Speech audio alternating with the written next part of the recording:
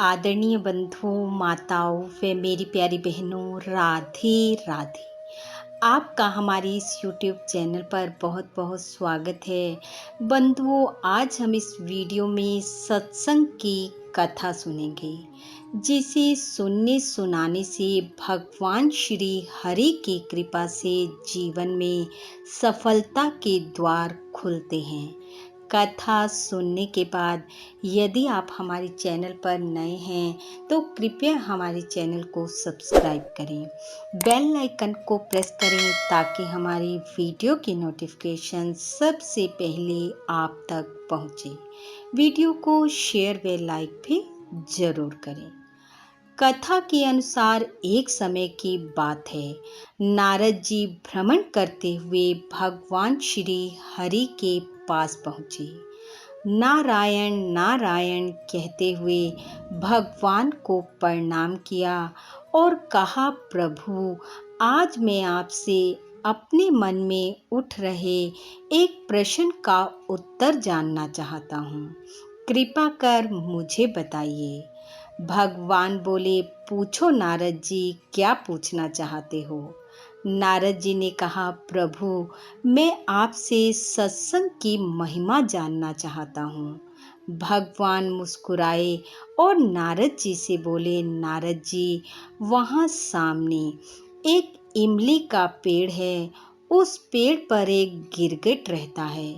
तुम उसके पास जाओ और उससे सत्संग की महिमा पूछो, वह तुम्हारे प्रश्न का उत्तर देगा।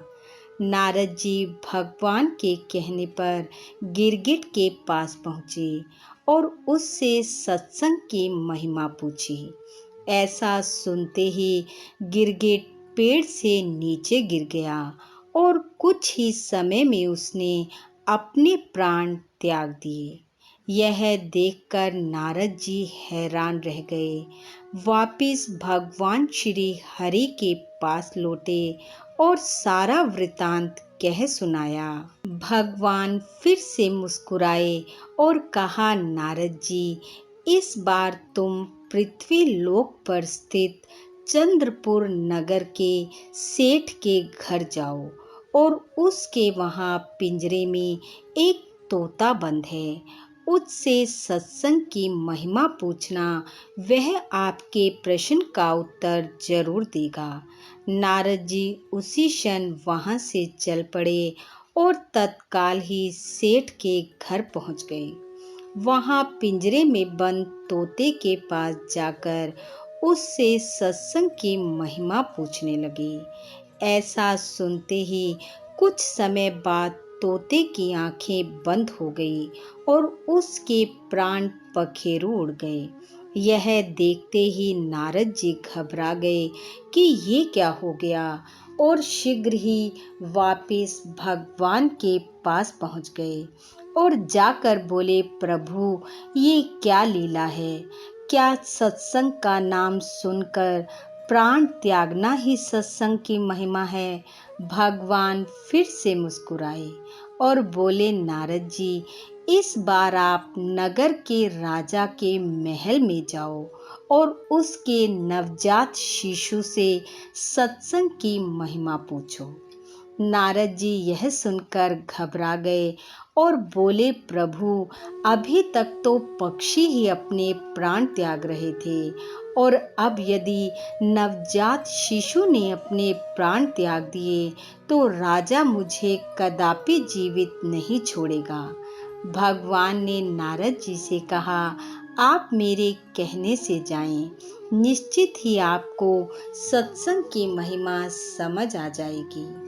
इस बार डरते डरते अपना मन पक्का कर नारद जी राजा के महल में पहुँचे। नारद जी को आया देख राजा ने उनका भव्य स्वागत किया, परंतु नारद जी का ध्यान अपने स्वागत पर नहीं बल्कि अपने प्रश्न पर था। नारद जी ने भगवान श्री हरि को याद करते हुए नारायण नारायण कहते हुए राजा से कहा, मैं तुम्हारे नवजात शिशु को देखना चाहता हूँ। उसे आशीर्वाद देना चाहता हूँ। नारद जी के कहने पर नारद जी को बालक के पास ले जाया गया।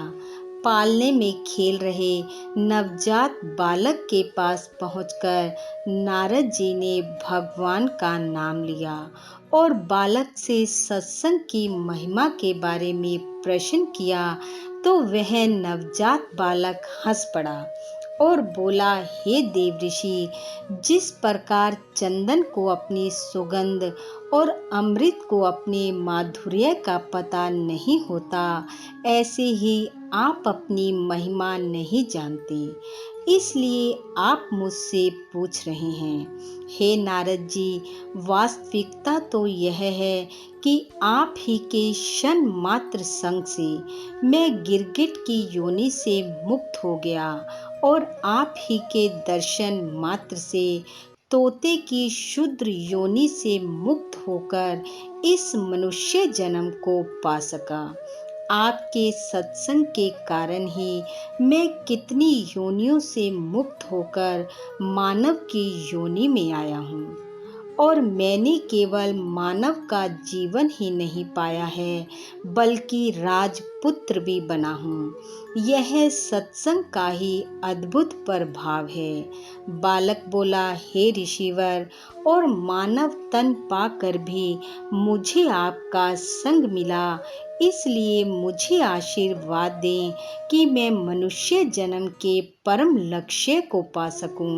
हे नारद जी, आपसे अधिक सत्संग की महिमा को कौन जा सकता है। आपके हृदय और जिह्वा से क्षण भर के लिए भी भगवान श्री हरि का सुमरन नहीं हटता। ऐसा सुनते ही नारद जी प्रसन्न हुए और बालक को आशीर्वाद देते हुए भगवान श्री हरि के पास जा पहुँचे। जाकर उन्हें सारा वृत्तांत सुनाया। भगवान ने कहा, नारद जी, सचमुच सत्संग की महिमा अपरंपार है। संत का सही गौरव या तो संत जानते हैं या उनके सच्चे प्रेमी भक्त। इसलिए मानव को जब भी अवसर मिले उसे सत्संग का लाभ जरूर लेना चाहिए। ना जाने किस संत का संग और उसके मुख से निकली वाणी जीवन को सफल कर दे। ऐसा कहकर भगवान मंद मंद मुस्कुराने लगे और नारद जी नारायण नारायण कहते हुए आगे बढ़ गए। बोलो भगवान श्री हरि की जय। बंधुओं, भगवान श्री हरि की कृपा आप व आपके परिवार पर सदैव बनी रहे। आपका घर आंगन खुशियों से महकता रहे। इन्हीं शुभकामनाओं के साथ आप सबका बहुत बहुत धन्यवाद। राधे राधे।